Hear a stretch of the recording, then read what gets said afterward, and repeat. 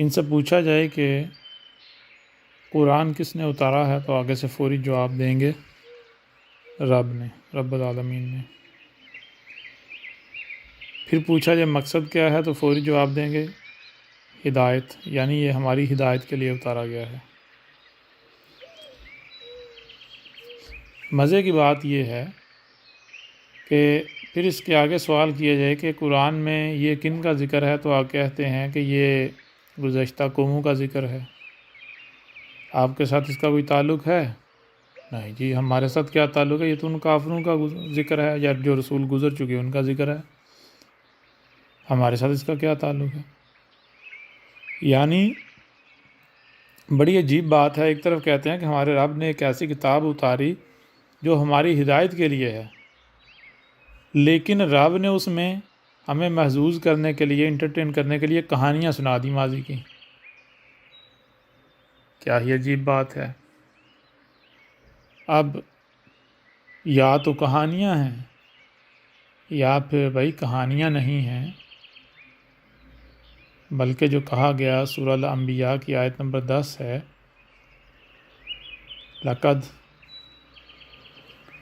أَنزَلْنَا إِلَيْكُمْ كِتَابًا فِيهِ ذِكْرُكُمْ، یعنی تمہیں سننے کے لیے کان دیے، دیکھنے کے لیے آنکھیں دی، جو سنائی اور دکھائی دے رہا ہے اسے سمجھنے کی صلاحیت دی، تو یہ صلاحیتیں تمہیں کیوں دیں اگر ان کا استعمال ہی نہیں کرنا؟ تم ان کا استعمال تو کرو، ایک بار کر کے دیکھو، بالآخر تم اسی نقطے، اسی مقام پر پہنچو گے جو طے شدہ ہے۔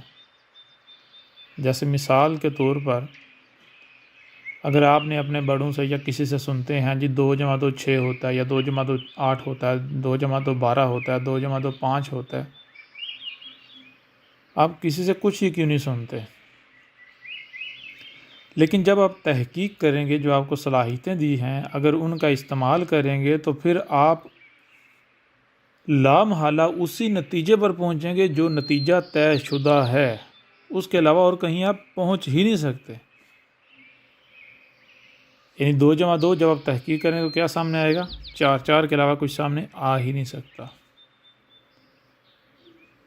تو یہی بات کہی جا رہی ہے، لقد تمہیں یہ صلاحیتیں دیں تو ان کا استعمال کرو، جب تم ان کا استعمال کرو گے تو تم گمراہ نہیں ہوگے، تم اسی نتیجے، اسی نقطے پر پہنچو گے جو نتیجہ ہم نے طے کر دیا ہے۔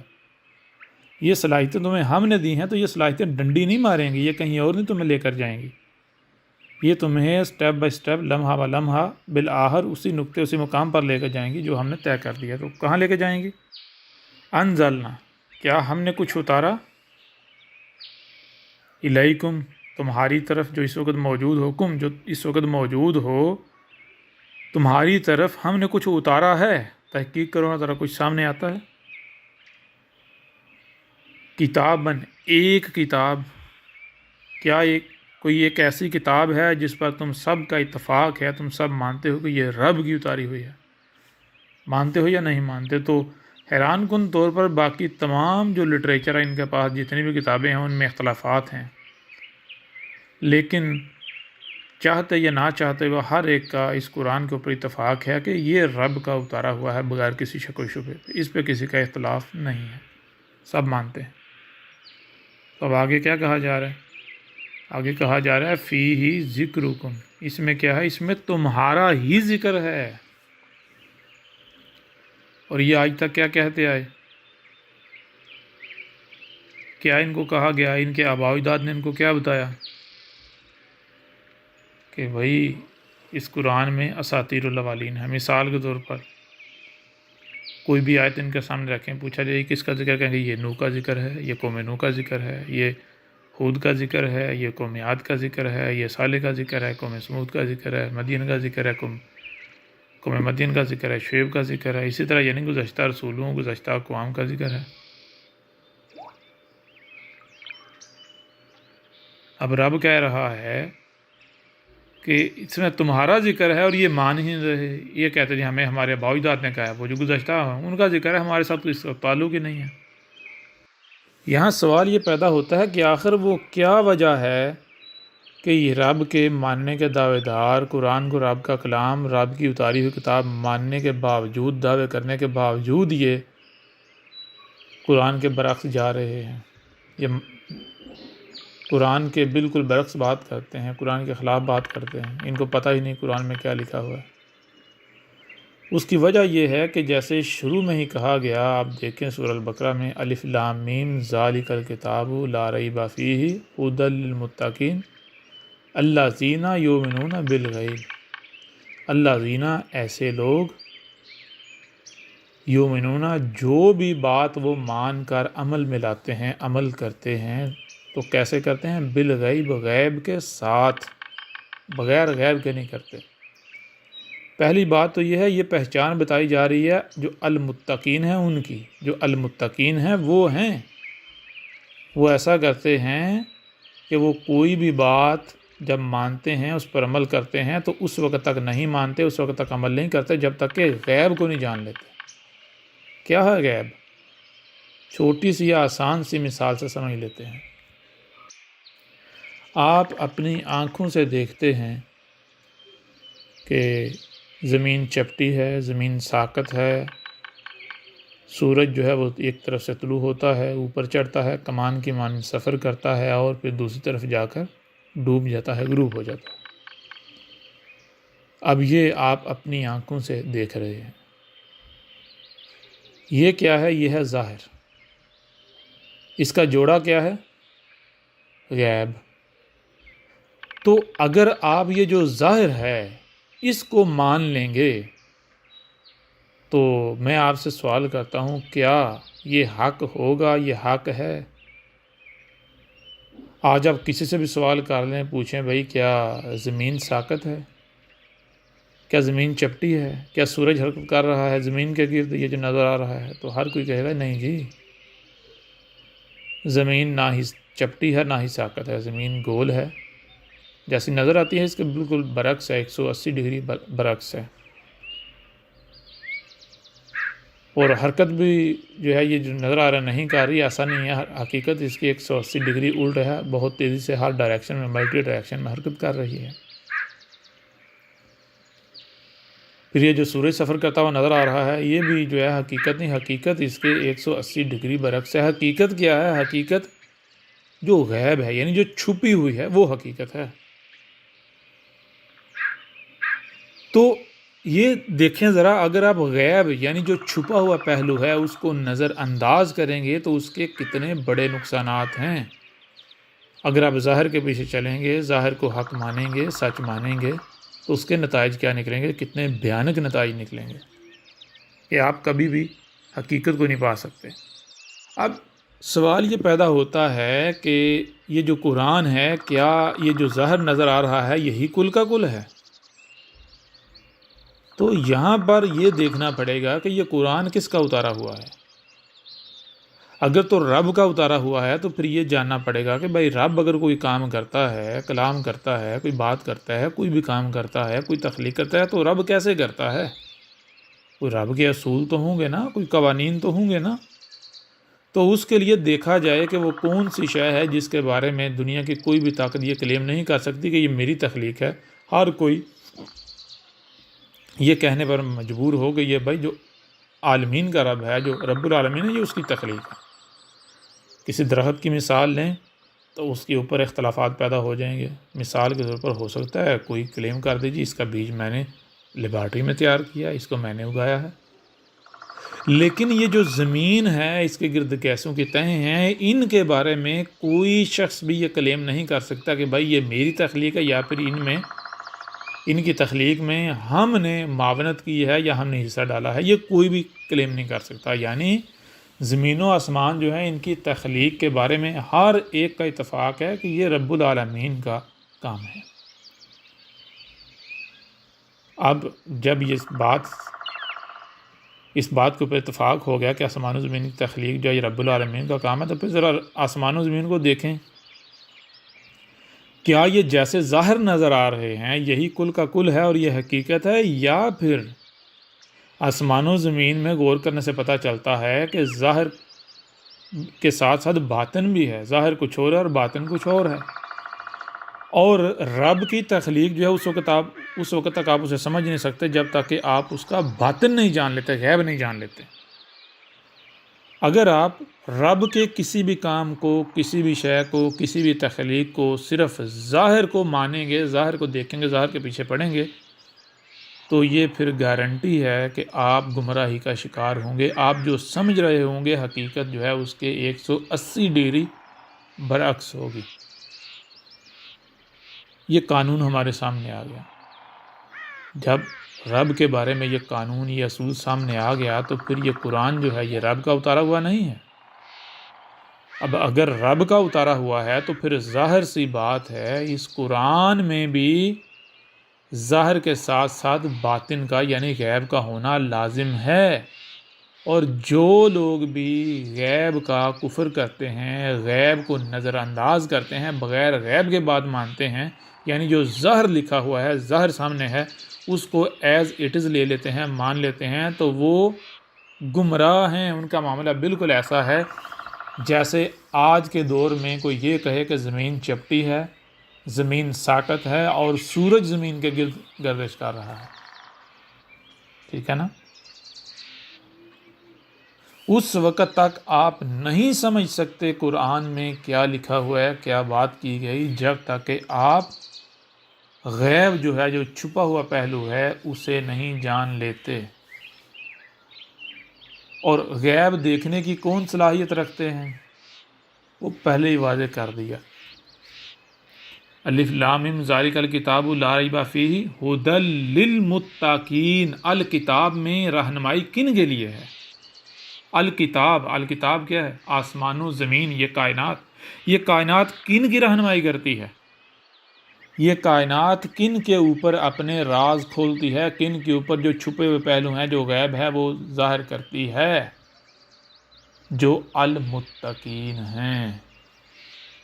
یہاں بھی یہ چیز ذہن میں رکھی جائے کہ ایک ہے کائنات کا خود اپنے راز واضح کرنا، دوسرا ہے کہ زبردستی کائنات سے کچھ پوچھنا، زبردستی اپنی صلاحیتوں کا غلط استعمال کرتے ہوئے۔ مثال کے طور پر چھوٹی سی مثال ہے، ایک بندہ ہے، وہ اپنی مرضی سے اگر آپ کو مال دیتا ہے، کوئی شے دیتا ہے اپنی رضا سے، اپنی خوشی سے، تو یہ ہے اس کا دینا۔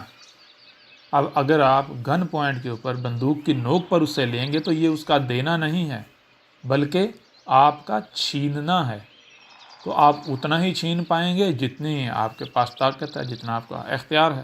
اپنے اختیار سے بڑھ کر آپ نہیں چھین پائیں گے، تو وہ جو چھیننا ہے وہ اس کا دینا نہیں کہلائے گا، اور نہ ہی وہ آپ کا حق کہلائے گا، بلکہ وہ آپ نے ڈاکہ مارا ہوگا۔ بالکل اسی طرح یہ بات کرنے کی ضرورت کیوں پیش آئی؟ یہ بات کرنے کی ضرورت اس لیے پیش آئی کہ کہیں کوئی یہ نہ سمجھے کہ بھائی پھر کائنات آج راز تو سائنسدانوں کے اوپر بھی کھول رہی ہے، اس کا مطلب تو پھر یہ ہوا کہ سائنسدان جو ہیں، سائنٹسٹ جو ہے، وہ متقین ہیں۔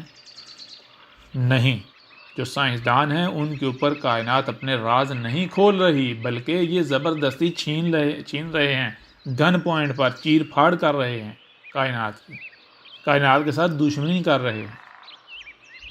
کائنات کا اپنے راز کھولنا وہ کیا ہے؟ کائنات خود کھولے، وہ کیسے کھولے گی؟ جب کوئی متقی بنے گا، جس میں تقوی آ جائے گا۔ تقوی کیا؟ اپنی تراش خراش کر کے کائنات کے ساتھ جڑ جانا۔ کائنات کیا ہے؟ فطرت۔ تو اس نے جب آپ کو وجود دیا تھا، کس پر وجود دیا تھا؟ فطرت۔ تو آپ ہٹے ہوئے ہیں، اب آپ نے تقوی حاصل کرنا ہے، یعنی اپنی تراش خراش کرنی ہے۔ تراش خراش کر کے تو آپ نے واپس فطرت پر آنا ہے۔ وہ تراش خراش یعنی تقوی کیسے ہوتا ہے؟ الصیام سے۔ الصیام سے تقوی آتا ہے، یعنی آپ کی تراش خراش ہوتی ہے، جس کا نتیجہ کیا نکلتا ہے؟ عید الفطر، یعنی آپ جہاں سے پھسلے تھے واپس پلٹ کر آپ وہیں آ جاتے ہیں۔ کہاں سے پھسلے تھے؟ فطر سے، جسے فطرت کہتے ہیں۔ الفطر سے آپ ہٹے تھے، پھسلے تھے، الصیام کرنے سے آپ دوبارہ واپس پلٹ کر الفطر پر آ جاتے ہیں۔ تو جب آپ میں تقوی آئے گا تو پھر آٹومیٹکلی کائنات اپنے راز کھولنا شروع کر دے گی، رب اپنے راز کھولنا شروع کر دے گا۔ جب رب کائنات جو ہے وہ اپنے راز کھولے گی تو پھر آپ کو کوئی دنیا کی کوئی زبان سیکھنے کی ضرورت نہیں ہے، عربوں کی زبان سیکھنے کی ضرورت نہیں ہے۔ آپ کو خود بخود پتہ چل جائے گا کہ اس قرآن میں یہ جو ظاہر ہے اس کا باطن کیا ہے۔ وہ قرآن کائنات جو ہے وہ خود بخود واضح کر دے گی. یہ ہے. اب غیب کن کے اوپر واضح ہوگا؟ کن کے اوپر واضح ہو سکتا ہے؟ سیدھی سی بات ہے، جو متقین ہیں.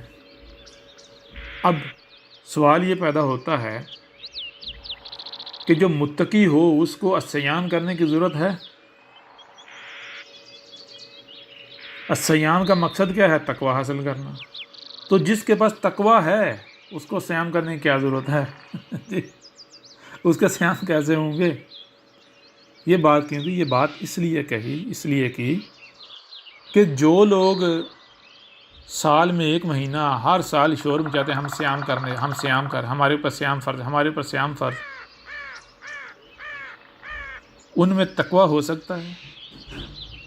کیونکہ تقوی تو الصیام کے بعد ہے. تو جو ابھی تک الصیام کے اوپر اٹکے ہوئے ہیں، جن کو ابھی تک الصیام کا ہی نہیں علم،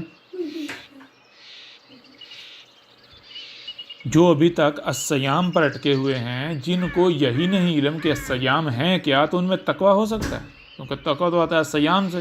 جب الصیام کا ہی نہیں علم، ہر سال الصیام کے نام پر ڈرامے کرتے ہیں، تو تقوی کہاں سے آئے گا؟ تقوی کہاں سے ہوگا؟ ظاہر بات تقوی تو نہیں ہوگا، متقی تو نہیں ہوں گے.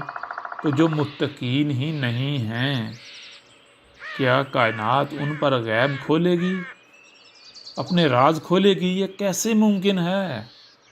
یہ وہ وجہ ہے جس وجہ سے یہ گدھے کے بچے، یہ مسلماٹے اور باقی جتنے مذاہب ہیں، یہ خواہشات کی تباہ میں اس قدر گمراہیوں کا شکار ہو چکے ہوئے ہیں. ان کو پتہ ہی نہیں کہ یہ کیا لکھا ہے، یہ قرآن میں کیا لکھا ہوا ہے، کیا بات کی جا رہی ہے. یہ وہی دن رات رٹے لگا رہے ہیں جس پر انہوں نے اپنے آباء و اجداد کو پایا. جیسے کہ ہم نے ویڈیو میں بات کی کہ اگر آپ سے آپ کی خواہش پوچھی جائے، یعنی سب سے پہلے تو بات ہے آپ کو یہ پوچھا جائے کہ دنیا میں کتنے قسم کے لوگ ہیں، کتنے اقسام کے، تو آپ کہیں گے 2 اقسام کے.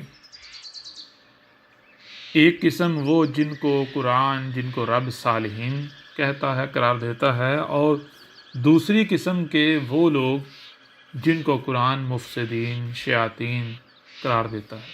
یعنی ایک قسم ان لوگوں کی جن پر انعام کیا گیا، اور دوسری قسم ان لوگوں کی جو رب کے غضب کا شکار ہوئے. اب اگر آپ سے یہ سوال کیا جائے کہ آپ اپنا شمار کن میں چاہتے ہیں، تو آپ کیا جواب دیں گے؟ لامحالہ آپ کا یہی جواب ہوگا کہ بھائی ہم اپنا شمار چاہتے ہیں جو صالحین ہیں، جن پر رب نے اپنا انعام کیا. ٹھیک ہے جی، بالکل ٹھیک ہے، آپ کی یہ چاہت ہے، زبردست چاہت ہے. لیکن یہاں سوال یہ پیدا ہوتا ہے کہ جو رب کے غضب کا شکار ہوئے، کیا وہ لوگ اپنی زندگیوں میں یہ کہتے تھے کہ ہم رب کے غضب کا شکار ہونا چاہتے ہیں؟ کیا ان کی یہ چاہت تھی؟ قرآن سے پوچھا جائے، رب سے پوچھا جائے، یا تھوڑی سی بھی عقل کا استعمال کیا جائے، تو کوئی شخص بھی یہ نہیں کہتا تھا، یا یہ نہیں کہتا، کسی ایک نے بھی یہ نہیں کہا جی میں رب کے غضب کا شکار ہونا چاہتا ہوں، یعنی میں بیماریوں کا، مصیبتوں کا، تکلیفوں کا، ہلاکتوں کا شکار ہونا چاہتا ہوں، نشانی برت بننا چاہتا ہوں. کسی کا بھی یہ کہنا نہیں تھا، کسی کی بھی چاہت نہیں تھی. ان تمام کے تمام لوگوں کی بھی یہی چاہت تھی کہ ہم ان لوگوں میں سے ہوں، رب ہمارا ان میں ہمارا شمار کرے جن پر اس نے انعام کیا ہے، نہ کہ ان میں ہمارا شمار کرے جن پر رب کا غضب بڑکا جو مغضوب ہیں. لیکن کیا ان کی لاکھ چاہت کے باوجود رب نے ان کو صالحین میں شمار کیا؟ جب رب نے اپنا فیصلہ سنایا ہے، انہیں تاریخ کا حصہ بنا دیا ہے، تو کیا رب نے ان کو ان کی چاہت کے مطابق نتیجہ دیا، نتیجہ فراہم کیا؟ کیا رب نے ان کی خواہش کا احترام کیا کہ ان کی جی یہ چاہت تھی، یہ خواہش تھی، لہٰذا ان کو صالحین میں شمار کر دیا جائے ان کی چاہت خواہش کے مطابق؟ اگر تو رب نے ان کو ان کی خواہش، ان کی چاہت کے مطابق انہیں صالحین میں شمار کر دیا، تو بھائی آپ کو بھی کر دیا جائے گا. اگر نہیں کیا تو پھر آپ کو کس قانون کے تحت کیا جائے گا؟ کیا آج رب کا قانون بدل گیا، یا رب نے اپنا قانون بدل لیا؟ کس قانون کے تحت آپ کو شامل کیا جائے گا؟ دوسری طرف دیکھا جائے کہ جن کو رب نے صالحین میں شمار کیا ہے، جن کو رب صالحین کہتا ہے، جن کو رب انعام یافتہ کہتا ہے، جن پر رب کا انعام کیا گیا، رب نے انعام کیا، وہ کون تھے؟ کیا وہ ایسے لوگ تھے جو زبانی کلامی دعوے دار تھے؟ تو ان لوگوں کے بارے میں اگر دیکھا جائے تو آپ کتابوں میں بھی پڑھتے ہیں ان کی زندگی کے بارے میں کہ کتنی کتنی سختیاں انہوں نے جھیلیں، پوری دنیا کے ساتھ دشمنی لینی پڑ گئی۔ ابراہیم کی مثال جو ہے وہ دی جاتی ہے، تو کیوں ابراہیم کی مثال دی جاتی ہے؟ ابراہیم کی زندگی میں جانیں کہ ابراہیم جو ہے اس نے کیا کیا۔ جب ابراہیم کے اوپر حق واضح ہوا، کیسے واضح ہوا وہ بھی تفصیل کے ساتھ بار بار بتا دیا گیا، اور جب ابراہیم کے اوپر حق واضح ہوا تو ابراہیم کے ساتھ کتنے کھڑے ہوئے تھے؟ کیا ابراہیم کے علاوہ کوئی دوسرا اس کے ساتھ کھڑا ہوا تھا؟ کوئی دوسرا ساتھ دینے والا تھا؟ تو پتہ چلتا ہے جی نہیں، ابراہیم محض اکیلا تھا، اکیلا، کوئی دوسرا نہیں تھا۔ اب سوال یہ پیدا ہوتا ہے کہ ابراہیم نے اکیلے ہونے کے باوجود، ابراہیم ایک طرف اکیلا، اس کے اوپر حق واضح ہوا کہ بھائی یہ میرے جو آباء و اجداد، یہ بڑے یا آباء و اجداد سے جو دین منتقل ہوا ہے یہ حق نہیں ہے، یہ سراسر گمراہی ہے، جہالت ہے، یہ رب کے ساتھ دشمنی ہے۔ تو پھر ابراہیم نے کیا کیا؟ بتوں کو توڑا۔ کون سے بت؟ جو نسل در نسل آباء و اجداد سے منتقل ہوتے چلے آئے۔ کیسے بت؟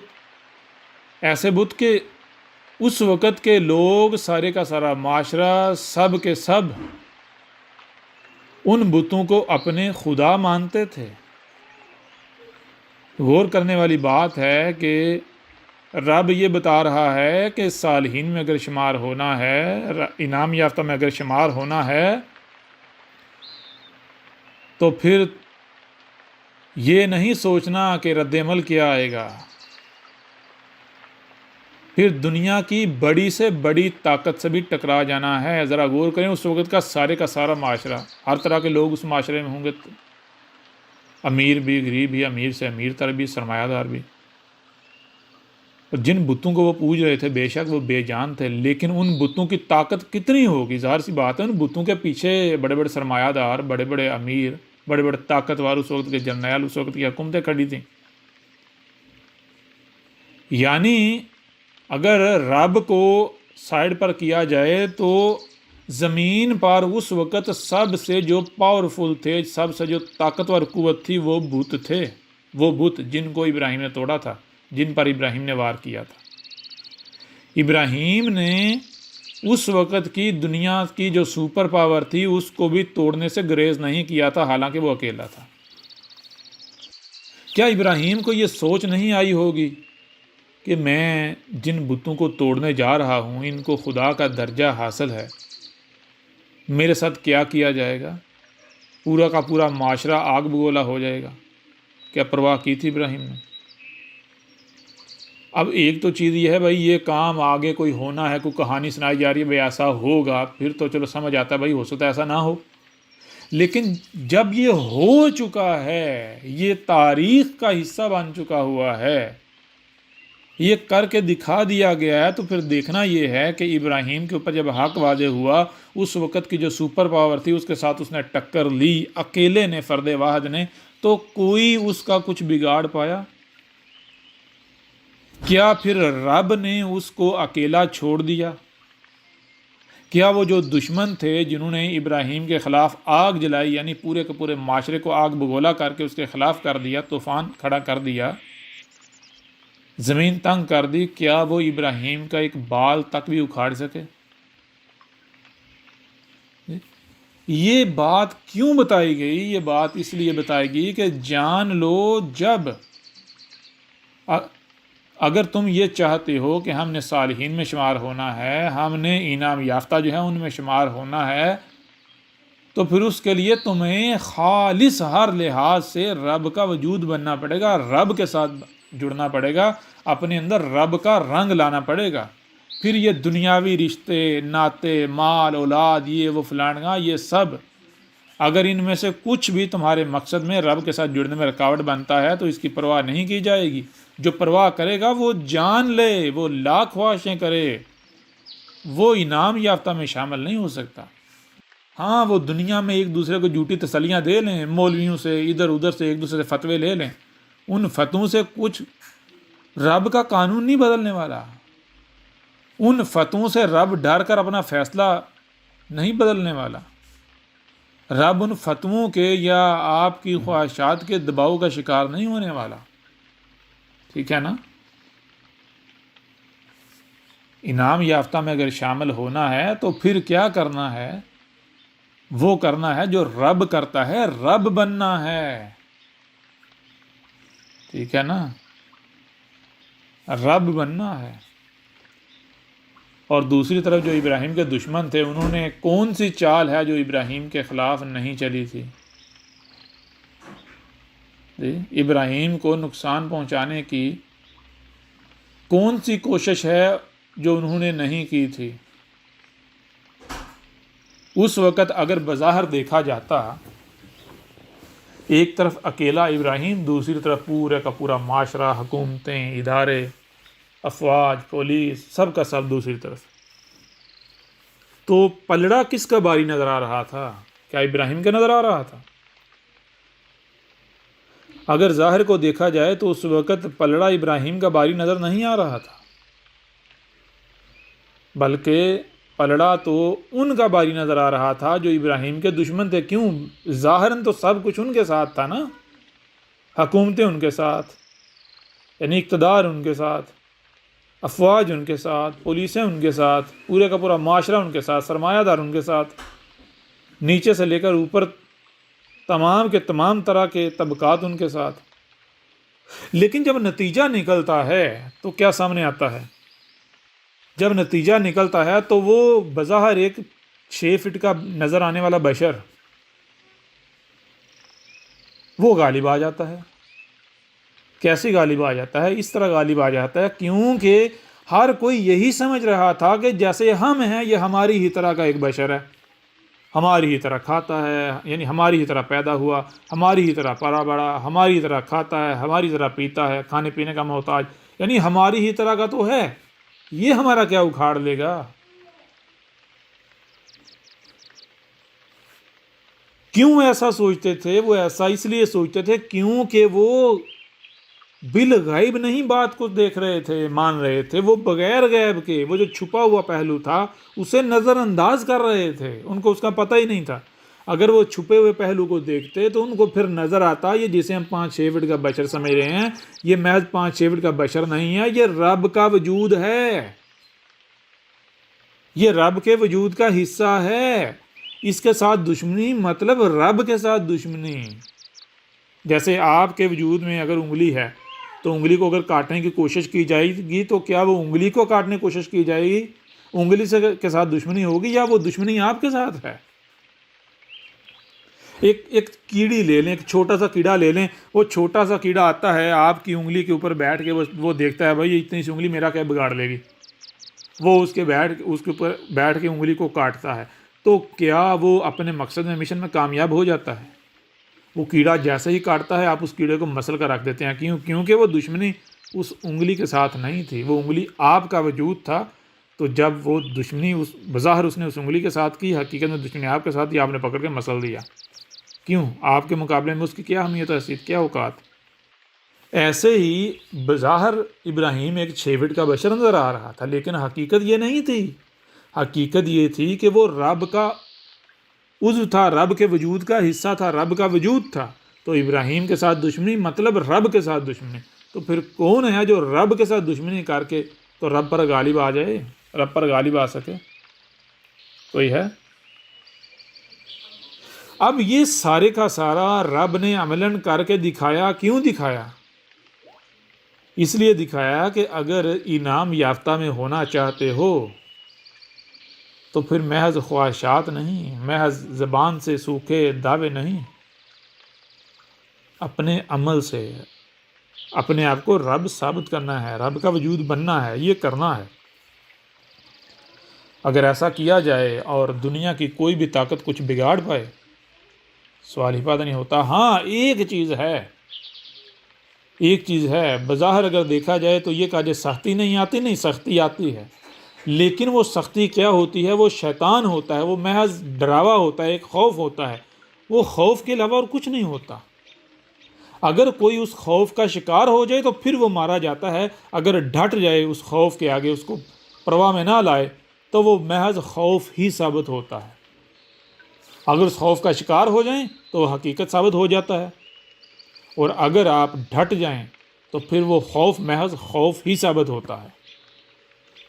ٹھیک ہے نا؟ کیونکہ یہ چیزیں جو ہیں، یہ ظاہری حالات، ظاہری واقعات، یہ آپ کو ہلاتے ہیں کہ تو رب سے ٹوٹ کٹ۔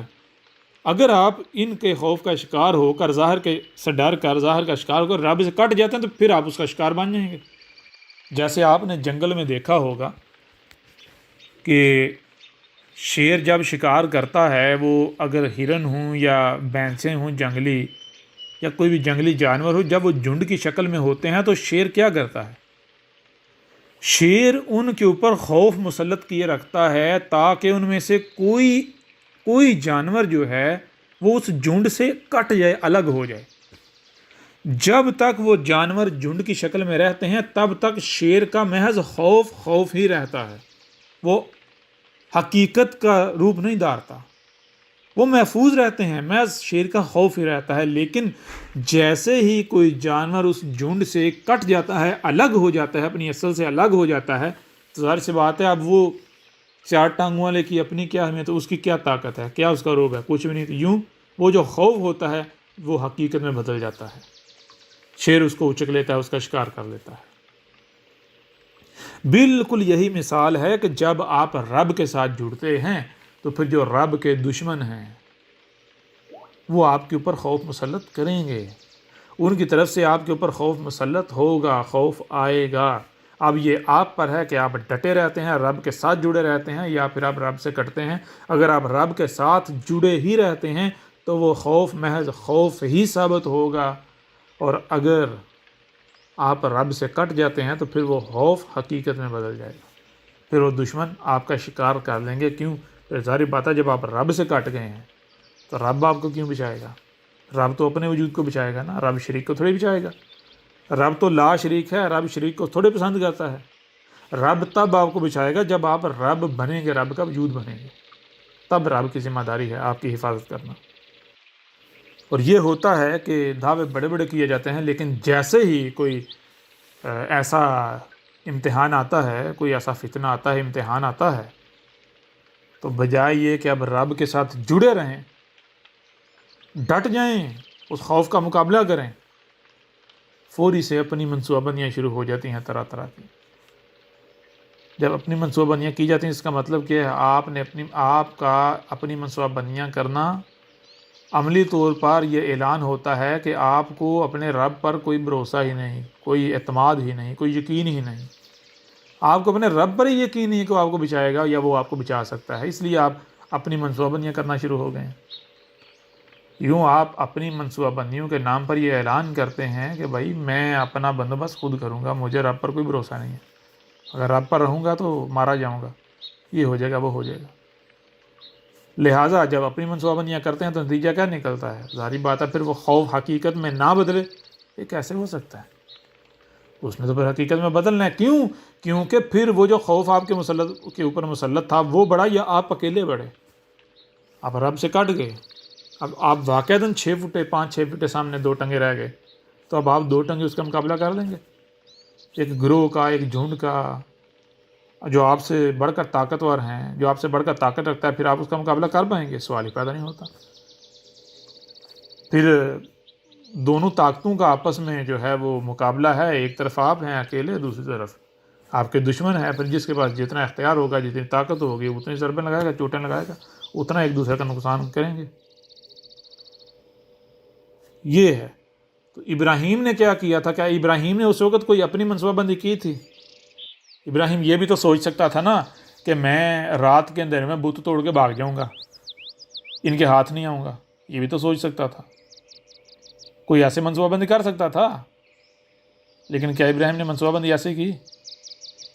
نہیں کی۔ بظاہر ابراہیم ان کے ہتھے چڑھ گیا. بت توڑنے کے بعد ابراہیم ایک طرف پورے کا پورا معاشرہ آگ بولا ہے، دوسرا ابراہیم ان کے ہتھے چڑھ گیا، لیکن کیا وہ نقصان پہنچا پائے؟ نہیں. رب نے وہاں سے نکال لیا. رب نے اس آگ کو جو ابراہیم کے خلاف جلائی گئی تھی، وہ پورے کا پورا معاشرہ جو آگ بگولا ہوا تھا، اس آگ کو ٹھنڈی کر دیا اس وقت، اور ابراہیم کو وہاں سے نکال لیا. اس طرح بندہ صالح بنتا ہے، صالح ثابت ہوتا ہے. پھر ایسے ہوتے ہیں جو انعام یافتہ ہوتے ہیں. ظاہری بات ہے انعام یافتہ کیوں نہ ہو؟ انعام کا مطلب کیا ہے؟ انعام نام سے ہے. نام کسے کہتے ہیں؟ کسی عربی کو پوچھ لیں بھائی نام کسے کہتے ہیں، تو نہ وہ آپ کو جواب دے گا نام کہتے ہیں جسے آپ اردو میں ہاں کہتے ہیں، انگلش میں یس کہتے ہیں. ہاں یا یس کا مطلب کیا ہوتا ہے؟ ہاں یا یس کا مطلب یہ ہوتا ہے کہ آپ کو اگر کوئی کام کہا جاتا ہے تو آپ آگے سے انکار نہیں کہیں ہاں میں کرتا ہوں، ہاں میں مانتا ہوں. یعنی اگر آپ کو کچھ کرنے کا کہا جاتا ہے تو آپ آگے سے انکار نہیں کریں، ہاں کریں. تو انعام کا مطلب ہے کہ جو آپ کا رب آپ کو کہتا ہے اگر آپ وہی کرتے ہیں، آگے سے ہاں کرتے ہیں، تو پھر اس کا بدلہ کیا آئے گا؟ اس کا پھر بدلہ جو رب نے طے کیا وہ آئے گا. کیا بدلہ؟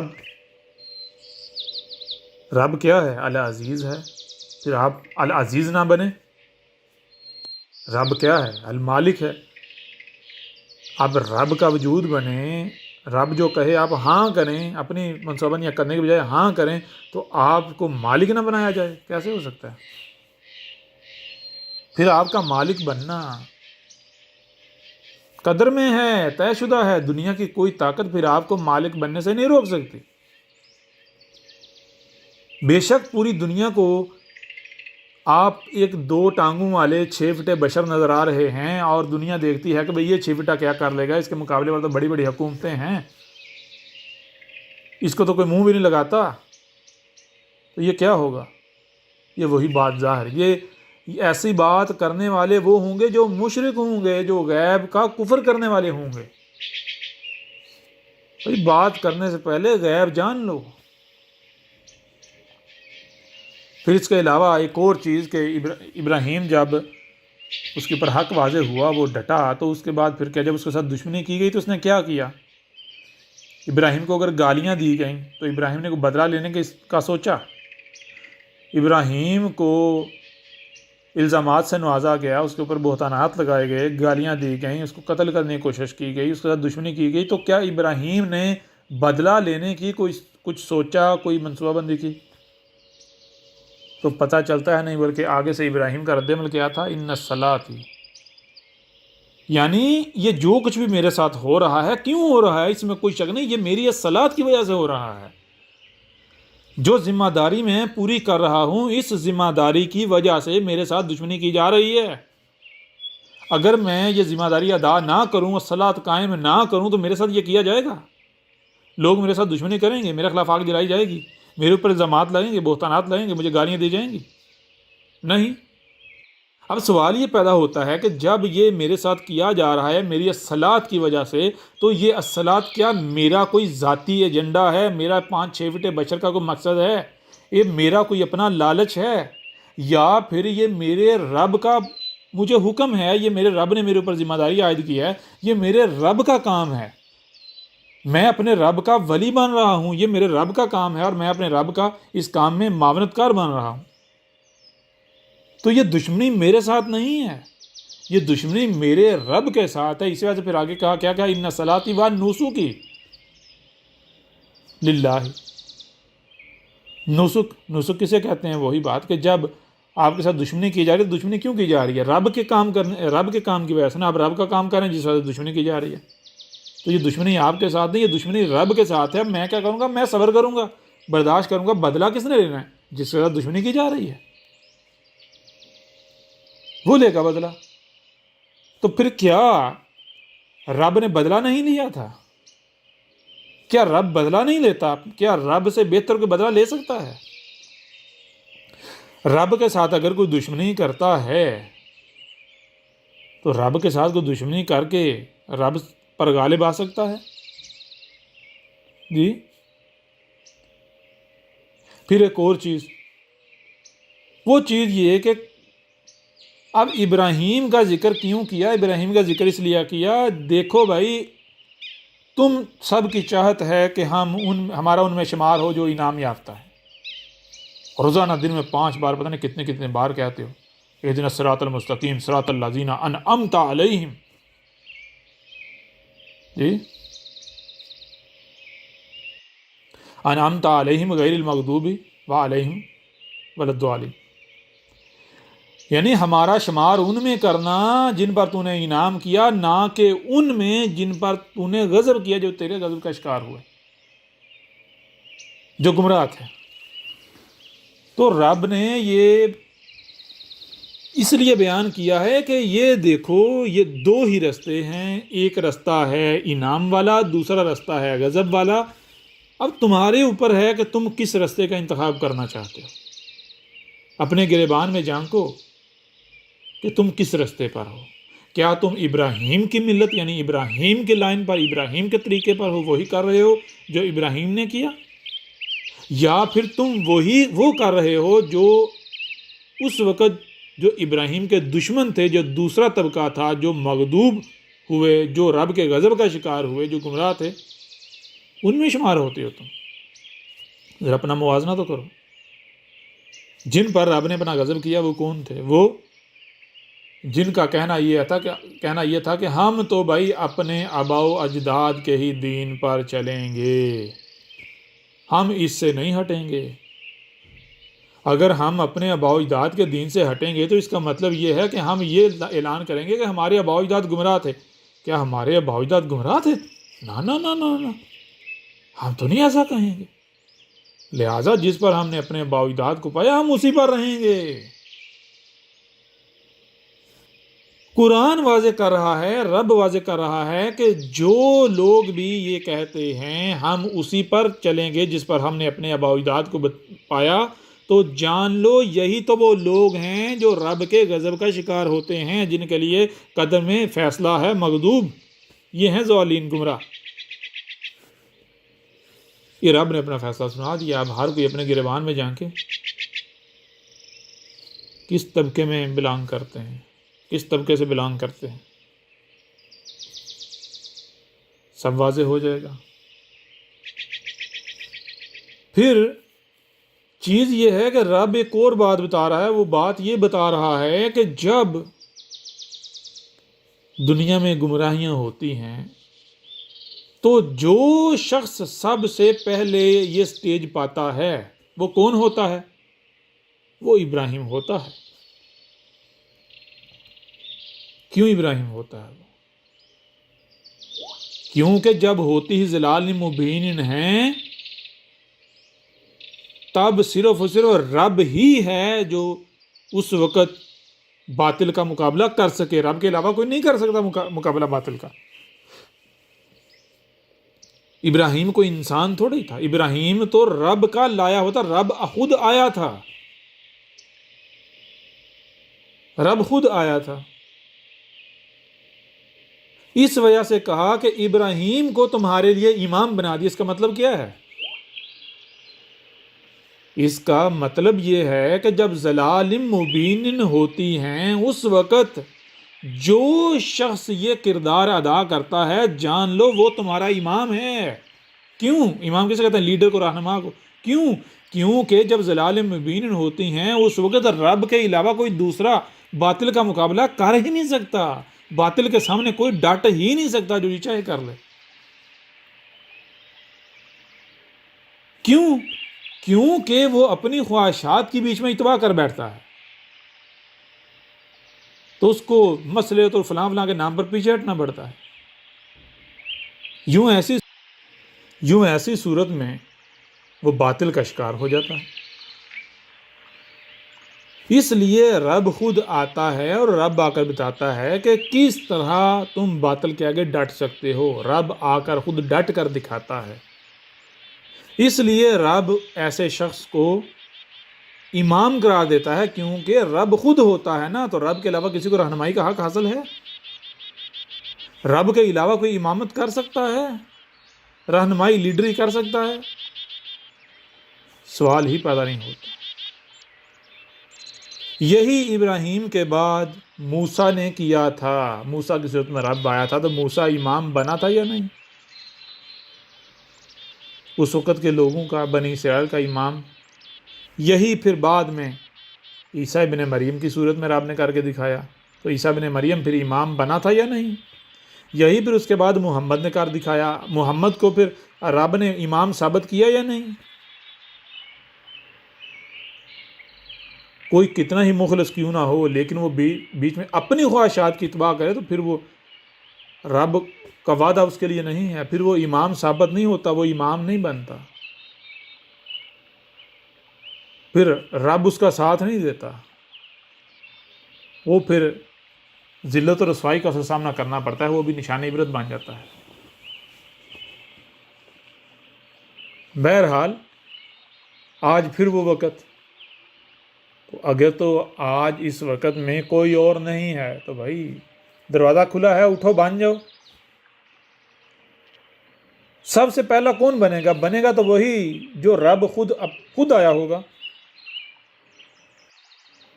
تو جس کو یقین ہے کہ بھائی یہ میں رب کا لایا ہوا ہوں، رب کی منصوبہ بندی سے، جو پیچھے سے رب کی منصوبہ بندی ہے قدر میں کی ہوئی، تو مجھے پھر ٹاپ پر سب سے آگے آنا چاہیے۔ اور اگر نہیں، اور دوسری بات کہ وقت کا ابراہیم جو ہے وہ سامنے آ چکا ہوا ہے، کسی کے کہنے کی بات نہیں ہے جی فلاں کہتا ہے، نہیں۔ دیکھو بھائی، ایک طرف ابراہیم کو رکھو، دوسری طرف اس کو رکھو، کوئی فرق نظر آتا ہے؟ رائے برابر بھی فرق نظر آتا ہے؟ نہیں آتا۔ تو پھر اور کون ہے؟ پھر فلاح کن کے لیے ہے؟ کامیابی کن کے لیے ہے؟ ظاہر سی بات ہے، جس کے پیچھے چلیں گے، کیسے پیچھے چلیں گے؟ پیچھے چلنے کا مطلب یہ تھوڑی ہے کہ زبان سے دعوے کرتے رہیں اور اپنی خواہشات کی تباہ۔ مثال کے طور پر آج کتابوں میں تو بڑے خوشی سے پڑھتے ہیں، چھلانگیں لگا لگا کے پڑھتے ہیں، جناب نبی پاک نے فرمایا تھا کہ تم میں سے اس وقت تک کوئی مومن نہیں ہو سکتا جب تک کہ اس کو میں، اس کے مال، اس کی اولاد، حتیٰ کہ اس کی اپنی جان سے بھی بڑھ کر عزیز نہیں ہو جاتا۔ عزیز سب کے اوپر پریورٹی حاصل نہیں ہو جاتی۔ کس کو؟ مجھ کو۔ کتنے تھے اس وقت جنہوں نے محمد کو اپنے مال، اپنی اولاد، اپنی جان تک کے اوپر پریورٹی دی تھی؟ کتنے تھے؟ کتنے تھے جنہوں نے عیسیٰ ابن مریم کے وقت عیسیٰ ابن مریم کو اپنے اولاد، اپنے مال اور اپنی جان پر فوقیت دی تھی، ترجیح دی تھی؟ موسیٰ کے وقت کتنے تھے؟ ابراہیم کے وقت کتنے تھے؟ اور پیچھے جائیں جتنے بھی رسول آئے ان کے وقت کتنے تھے؟ ایک اور بات جو ہے وہ قرآن واضح کرتا ہے کہ جب بھی رسول آتا ہے تو ایک تعداد ہوتی ہے جو آتی ہے، اس کی طرف رخ کرتی ہے۔ کیوں؟ کیونکہ ان کے پاس اس کا کوئی رد نہیں ہوتا، ان کا دماغ یہ گواہی دیتا ہے ہاں بھائی یہ جو بھی بات کر رہا ہے حق ہے، سچ ہے، اس کا کوئی توڑ نہیں۔ لاکھ کوشش کرتے ہیں اس کے خلاف کوئی دلیل اکٹھی کرنے کی، کہیں سے سہیڑنے کی، نہیں ملتی ان کو، مجبوراً ان کو ماننا پڑتا ہے کہ بھائی یہ جو بھی بات کہہ رہا ہے باقاعدہ حق ہے۔ اب وہ آتے ہیں آ کر زبان سے، وہ بڑے بڑا ہو گیا جی ہم آپ کو رب کا بھیجا ہوا مانتے ہیں، ہم آپ کو رب کا بھیجا ہوا مانتے ہیں۔ رب کہہ رہا ہے یہ تجھے آ کر کہہ رہے ہیں کہ ہم آپ کو رب کا بھیجا ہوا مانتے ہیں، یہ منافق ہیں، یہ نہیں مانتے۔ کیوں نہیں مانتے؟ کیوں یہ جھوٹ بول رہے ہیں؟ اس لیے یہاں تو آ کر کہہ رہے ہیں کہ ہم مانتے ہیں، لیکن ان کے عمل کیا ہیں؟ ایک طرف جس کو یہ رسول کہہ رہے ہیں وہ ہوتا ہے، دوسری طرف سگی بہن آ جاتی ہے، ماں آ جاتی ہے، باپ آ جاتا ہے، اولاد آ جاتی ہے، کاروبار آ جاتا ہے، اپنا آپ آ جاتا ہے، تو ترجیح کسے حاصل ہوتی ہے؟ ترجیح اسے حاصل ہوتی ہے جس کو رسول کہا جا رہا ہوتا ہے۔ یا پھر ترجیح حاصل ہوتی ہے بہن کو، بھائی کو، بانیوں کو، بھتیجوں کو، بانیوں کو، ماں کو، باپ کو، بزنس کو، ترجیح کس کو حاصل ہوتی ہے؟ زبان سے آ کر کہتے ہیں، بڑے بڑے دعوے کرتے ہیں، لیکن عمل کی باری آتی ہے تو فوری جو ہے وہ رسول پھر ان کی گوتیوں سے نکل جاتا ہے. بھول جاتے ہیں کہ ہم نے کیا کہا کہ جی آپ کو ہم رب کا بھیجا ہوا مانتے ہیں، رب کا بھیجا ہوا مانتے. بھائی مطلب کیا ہے پہلے سمجھ تو لو اس کو. رب کا بھیجا ہوا مانتے ہیں کہ اس کا مطلب یہ ہے کہ رب الگ ہے، آپ الگ ہو. ایسا تو سوچ بھی ہو سکتا ہے جو مشرک ہے. رب اور رسول میں تو کوئی فرق ہے ہی نہیں.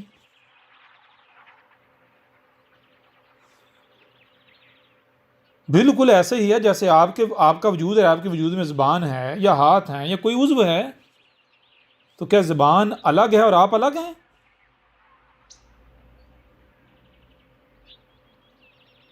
زبان کون ہے، کیا ہے؟ زبان جو ہے وہ عین آپ ہی ہیں. زبان آپ کا عضو ہے. زبان اگر کچھ کہے گی تو وہ بات مانی جائے گی، تو وہ بات آپ کی مانی جائے گی. اگر زبان جو کہے گی وہ انکار کیا جائے گا، زبان کے آگے اگر سرنڈر کیا جائے تو سرنڈر آپ کے آگے کیا جائے گا. زبان کا انکار کیا جائے گا تو وہ انکار آپ کا کیا جائے گا، کفر آپ کا کیا جائے گا. زبان یہ تھوڑی کہ آپ الگ ہیں اور زبان الگ ہے. ایسے ہی اگر کہتے ہیں کہ ہم آپ کو رب کا بھیجا ہوا مانتے ہیں تو اس کا مطلب یہ تھوڑا ہی ہے کہ آپ اس کو وہی بات کہ جیسے مشرک کہتے ہیں یہ تو ہماری ہی مثل بشر ہے.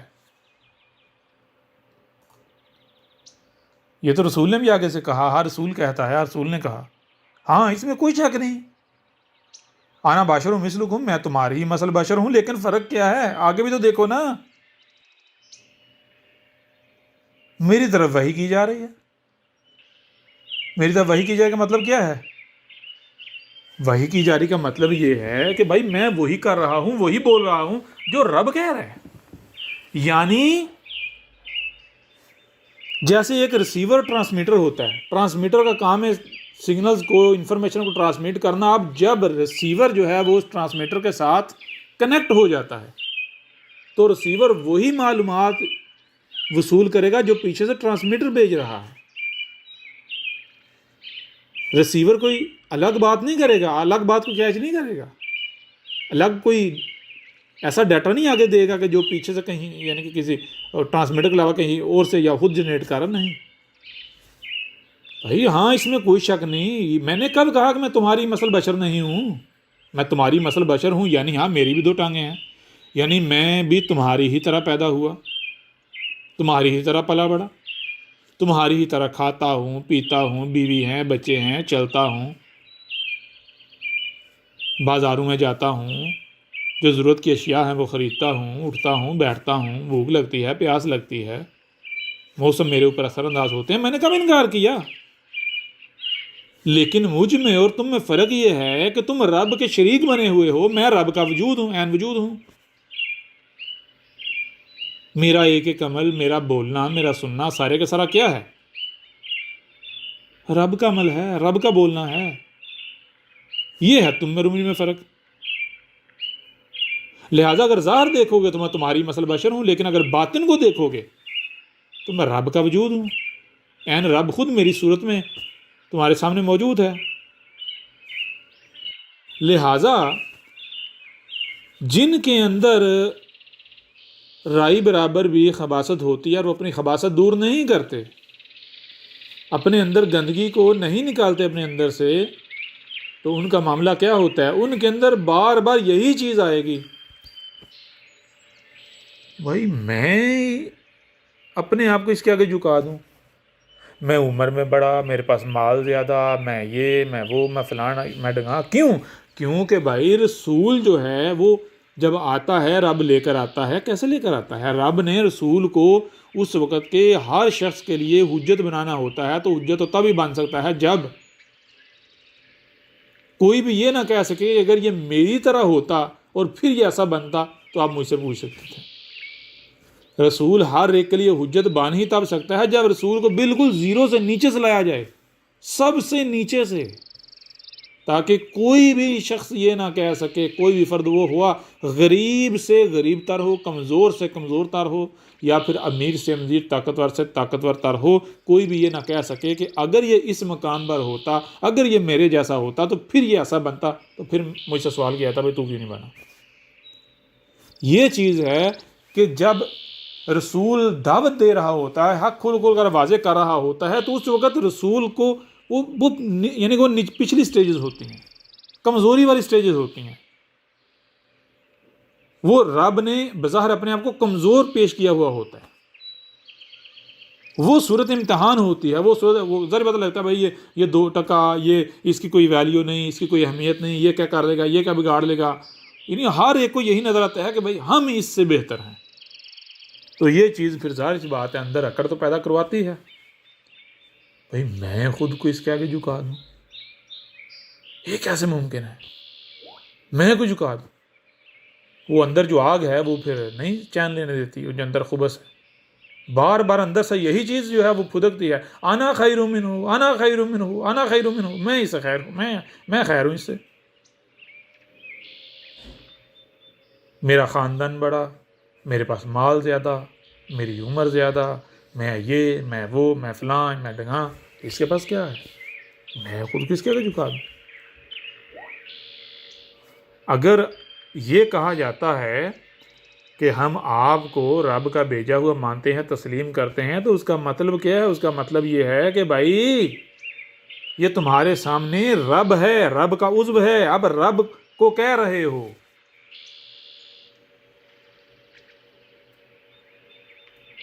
تو پھر رب سے بڑا کون ہے؟ رب سے بڑھ کر کس کو ترجیح حاصل ہو سکتی ہے؟ زبان سے اقرار کر کے کہ آپ رب، ہم مانتے ہیں رب کے رسول ہو، عمل سے پھر جانا۔ زبان سے اقرار کا مطلب کیا ہے؟ رب کے رسول کا مطلب کیا ہے؟ آپ رب ہو، آپ رب کا یہ پارٹ ہو، رب آپ کی صورت میں اپنے اس عضو کے ذریعے ہماری رہنمائی کے لیے سامنے آیا ہے ہمارے۔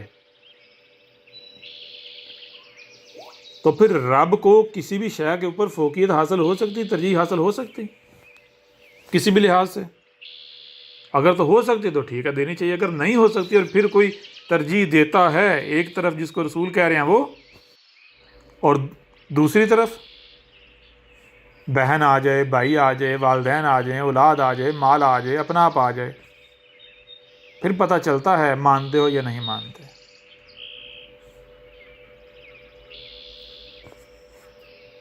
اور ابراہیم کو دیکھ لیں، اس سے پہلے دیکھ لیں یا بعد میں دیکھ لیں، موسیٰ کے وقت، عیسیٰ ابن مریم کے وقت، محمد کے وقت، جنہوں نے جھکایا، سرنڈر کیا، قرآن نے یہ تو نہیں کہا بھائی موسیٰ کے آگے جھکا دیا تھا، رب کے آگے جھکایا تھا۔ اور جھکانے سے کیا ان کی ویلیو کم ہوئی؟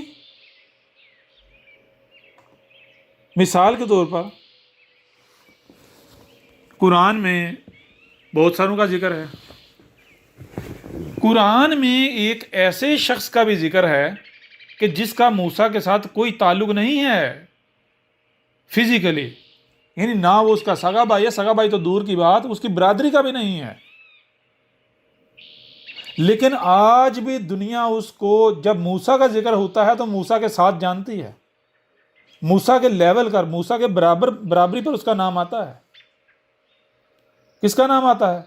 ہارون۔ ہارون کون تھا؟ ہارون وہ شخص تھا جب اس کے اوپر حق واضح ہوا موسیٰ کے ذریعے، تو پھر اس نے یہ نہیں دیکھا کہ میں بڑا مالدار ہوں، میں بڑا یہ ہوں وہ ہوں، میری تو بڑی چلتی ہے، نہیں۔ اس وقت ہارون جو ہے، اگر ظاہری طور پر دیکھا جاتا، ایک طرف ہارون کو رکھا جاتا، ایک طرف موسیٰ کو رکھا جاتا، تو لوگ ہارون کو کہتے تھے کہ تو پاگل ہے، تو نے کس کے آگے اپنے آپ کو جھکایا ہوا ہے، کس کی مان رہا ہے؟ جو 2 ہے، تو اتنے اعلیٰ بڑے خاندان سے تعلق رکھنے والا، اتنا امیر، اتنا مالدار شخص، تو کیا پاگل بیوقوف ہوا ہے کہ اس کے آگے جو 2 ٹکے کا ہے جس کے پاس کچھ بھی نہیں اس کی مان رہا ہے، اس کے آگے جھکایا ہوا ہے اپنے آپ کو مکمل، جو وہ کہتا ہے وہی تو کرتا ہے، تو آگے اف بھی نہیں کرتا۔ آج دنیا اسی ہارون کو کیسے جانتی ہے؟ ہر کوئی ایک طرف یہ مانتا ہے کہ موسیٰ کی ماں نے موسیٰ کو قتل ہونے سے بچانے کے لیے ایک صندوق میں ڈال کر پانی میں بہا دیا، اور دوسری طرف ہر کوئی یہ کہنے پر مجبور ہے کہ ہارون جو ہے وہ موسیٰ کا بھائی تھا۔ یعنی ایک طرف مانتے ہیں موسیٰ اکیلا بھائی تھا، دوسری طرف خود اپنی زبانوں سے اقرار کر رہے ہیں کہ ہارون موسیٰ کا بھائی تھا۔ یعنی اس طرح رب نے مقام دیا ہارون کو۔ کیوں جھکایا اس نے؟ تو جھکایا کس کے آگے جھکایا؟ لوگ کہتے تھے کہ تو 5-6 فٹ کے آگے جھکا رہا ہے جس کی کوئی ویلیو نہیں، کوئی حیثیت نہیں، جو خود بھوکا ننگا ہے۔ لیکن ہارون جو اس نے جھکایا تھا تو اس نے ظاہر نہیں دیکھا تھا، اس نے باطن دیکھا تھا۔ دنیا ظاہر دیکھ رہی تھی، اس نے باطن دیکھا تھا، غیب دیکھا تھا۔ یہ ہے جب غیب کے ساتھ عمل کیا جاتا ہے، اس طرح انعام یافتہ جو ہیں ان میں شامل ہوا جاتا ہے۔ یہ ہیں حقائق، اور پہلے بھی کئی بار بتایا۔ کیا قرآن میں اساطیر الاولین ہیں؟ نہیں جی، قرآن میں اساطیر الاولین نہیں ہے۔ کیا ہے؟ آج واضح ہو گیا کہ سورہ الانبیاء کی آیت نمبر 10 کو سامنے رکھا جائے تو اس میں لکھا ہوا ہے لَقَدْ أَنزَلْنَا إِلَيْكُمْ كِتَابًا فِيهِ ذِكْرُكُمْ، کہ تمہاری طرف یہ جو کتاب اتاری ہے اس میں تمہارا ذکر ہے۔ اب اگر اس میں ہمارا ذکر ہے تو پھر قرآن کیا بتا رہا ہے؟ قرآن تو سارا بتا رہا ہے کہ بھائی جان لو تم میں رسول آئے گا، نوح کی مثل، ہود کی مثل، صالح کی مثل، شعیب کی مثل، ابراہیم کی مثل، موسیٰ عیسیٰ ابن مریم کی مثل، رسول آئے گا، ان سب کی مثل آئے گا رسول۔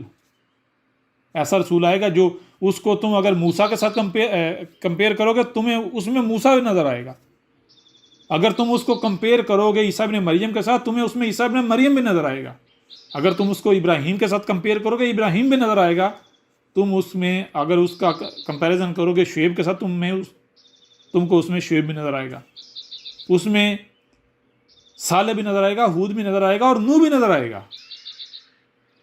اتنی کوالٹیز ہونے کے باوجود بھی، اتنا واضح ہونے کے باوجود بھی اگر تم نے کفر کیا تو تم کس قدر بدبخت ہوگے؟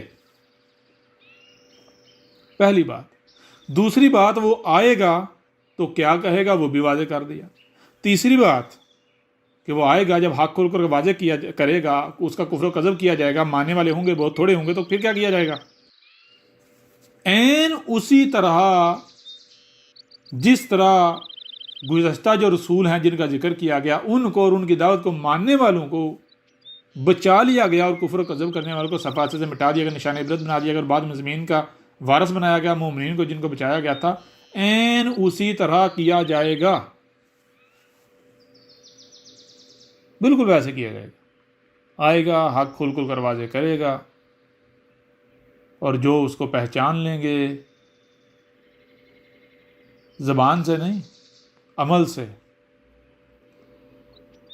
تو ان ساتھ دیں گے تو کیا کیا جائے گا؟ پھر یہ واضح کر دیا گیا سورہ یونس میں بھی، قرآن میں جگہ جگہ پر، تو پھر جان لو یہ ہم نے قدر میں کر دیا ہے رسول کو، اور جو اس کے ساتھ ہوں گے ان کو بچانا، اور جو کفر و کذب کرنے والے ہیں ان کو صفحہ ہستی سے مٹانا، یہ ہم نے قدر میں کر دیا ہے۔ اور جن کو بچایا جائے گا رسول اور اس کے ساتھیوں، ان کو بعد میں زمین کا وارث بنانا، یہ ہم نے قدر میں کر دیا۔ کیوں؟ کیونکہ رسول تو رب خود آتا ہے نا، رب خود ہوتا ہے۔ رب کیا ہے؟ حق، تو حق کیا اپنا شریک برداشت کرتا ہے؟ سوال ہی پیدا نہیں ہوتا۔ رب کیا ہے؟ المالک۔ جب رب بشری صورت میں خود سامنے آ جائے تو پھر رب مالک نہیں بنے گا؟ رب شریک برداشت کرے گا اپنا؟ جو رب کے شریک ہیں وہ مالک جو ہے بنے بیٹھے رہیں گے؟ یہ کیسے ہو سکتا ہے؟ رب آئے اور رب کا شریک کسی بھی صورت میں قائم رہ سکے، باطل قائم رہ سکتا، سوال ہی پیدا نہیں ہو سکتا۔ نوح کے وقت کسی نے نہیں سوچا تھا کہ یہ جو تہذیب ہے یہ مٹنے والی ہے۔ انہوں نے جب آ کر حق کھول کھول کر واضح کیا تو اس وقت کے لوگ کہتے تھے یہ دو ٹنگا پاگل ہو گیا ہے، یہ دو ٹنگا، اس کی نہ کوئی اہمیت نہ حیثیت، اس کو کوئی جانتا نہیں ہے، اور یہ دیکھو دعوے کیا کر رہا ہے۔ اتنی بڑی تہذیب، اتنی بڑی بڑی حکومتیں، اتنی طاقت، اتنی پاور حکومتیں، اتنی عوام، کیا یہ سب مغلوب ہو جائیں گے اور یہ اکیلا غالب آ جائے گا؟ کیا یہ اقتدار ختم ہو جائیں گے؟ یہ کیسے ہو سکتا ہے؟ یہ تہذیب مٹ جائے؟ کیسے مٹ جائے گی یہ تہذیب؟ اس تہذیب کو کیسے زوال ہے؟ یہ پاگل ہے، مجنون ہے، جاہل ہے، یہ ہے، وہ ہے۔ لیکن کیا جو اس وقت انسانی آنکھیں دیکھ رہی تھی وہ سچ ثابت ہوا؟ جو ان کو لگ رہا تھا ایسی تہذیب چلتی رہے گی اور یہ نوح کچھ نہیں بگاڑ پائے گا ہمارا، اس نے کیا کر لینا۔ اسی طرح اس کے بعد دیکھیں، ہود کے وقت دیکھیں، صالح کے وقت دیکھیں، شعیب کے وقت دیکھیں، ابراہیم کے وقت دیکھیں، موسیٰ کے وقت دیکھیں، عیسیٰ ابن مریم کے وقت دیکھیں، محمد کے وقت دیکھیں، کیا ہوا؟ ہر بار ایک ہی فرد اٹھا، سب سے نیچے سے اٹھا۔ کیوں؟ کیونکہ وہ رب خود تھا نا، تو رب کا کوئی مقابلہ کر سکتا ہے؟ اب جب رب خود آ جائے، کوئی اگر رب کو نہیں پہچانتا، اگر کوئی نہیں جانتا، کوئی ظاہر کے پیچھے پڑتا ہے تو اسے تو اپنے جیسا بشر نظر آئے گا، ساری بات ہے۔ اب اپنے جیسے بشر کو کمپیئر کرے گا حکومتوں کے ساتھ، اس وقت کی طاقتوں کے ساتھ، تو نظر آئے گا یہ تو ان کے مقابلے میں کچھ بھی نہیں ہے، اس کا ساتھ دینا تو بیوقوفی ہے۔ لیکن جنہوں نے غیب کو دیکھا تو کیا نظر آیا؟ بھائی یہ ہمارے ہی جیسا بشر نہیں ہے۔ ہاں، اس میں کوئی شک نہیں، بظاہر ہمارے جیسا بشر ہے، لیکن یہ کیا مکمل بات ہے؟ کیا یہ حقیقت ہے؟ کیونکہ یہ تو ظاہر ہے نا۔ کیا ہم نے باطن جو غیب ہے وہ جان لیا، وہ دیکھ لیا؟ پہلے جو باطن ہے، جو غیب ہے، اسے تو جان لیا جائے، اسے تو سامنے رکھ لیا جائے۔ جب اسے دیکھ لیا جائے گا تو پھر ہم اصل نقطے پر پہنچیں گے کہ یہ آیا ہمارے ہی جیسا بشر ہے، جیسے ہم انسان ہے، یا پھر یہ رب خود آیا ہے بشری صورت میں۔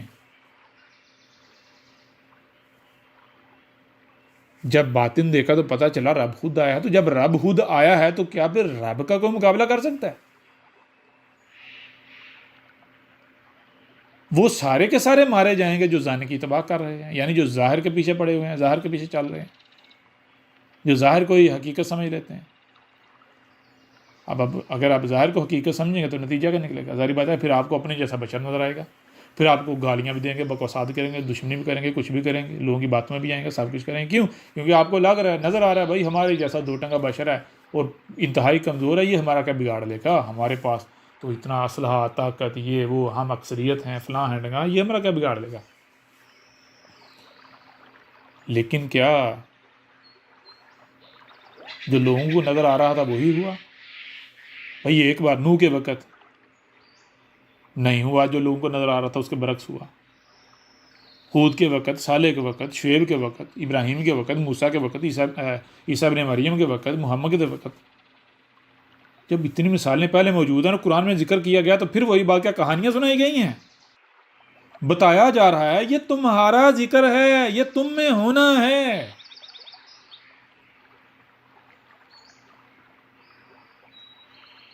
آج جو ہونا ہے اس کو اتنے پہلو سے سامنے رکھ دیا، اس کے باوجود بھی اگر کوئی ہلاکت کا سودا کرے گا تو اس سے بڑا کوئی بدبخت ہو سکتا ہے؟